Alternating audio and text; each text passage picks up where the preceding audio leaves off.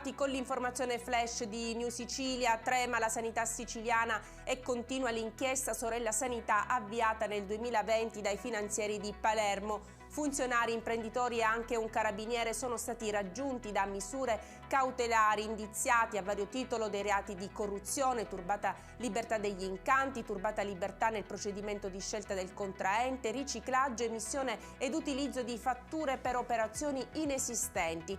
Con il medesimo provvedimento il GIP ha disposto il sequestro di oltre 700.000 euro quale prezzo del reato di corruzione.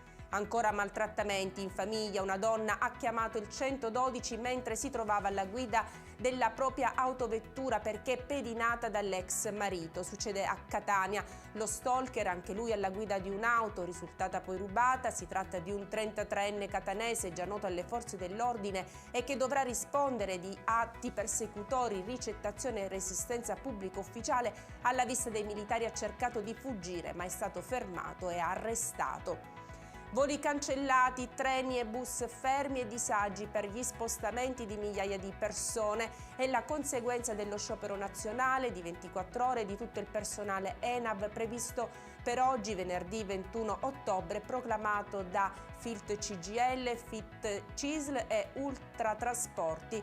Da troppo tempo attendiamo risposte concrete circa l'applicazione e l'evoluzione del piano industriale, l'adeguamento degli organici, l'organizzazione dei turni di lavoro e la definizione di tempistiche e contenuti del rinnovo del contratto, dicono i sindacati.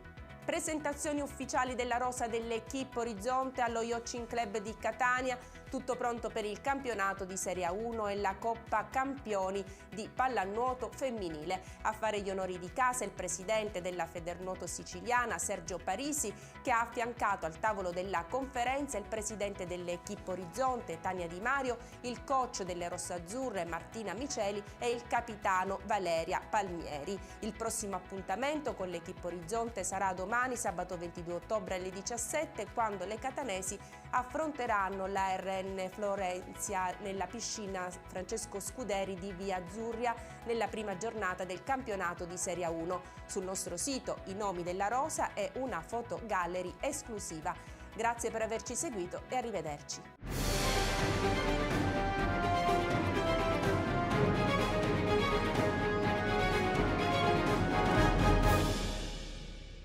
Procar, centro assistenza autorizzato BMW e Mini, adesso anche BMW Motorrad, via George Marshall 7, Mister Bianco, Catania.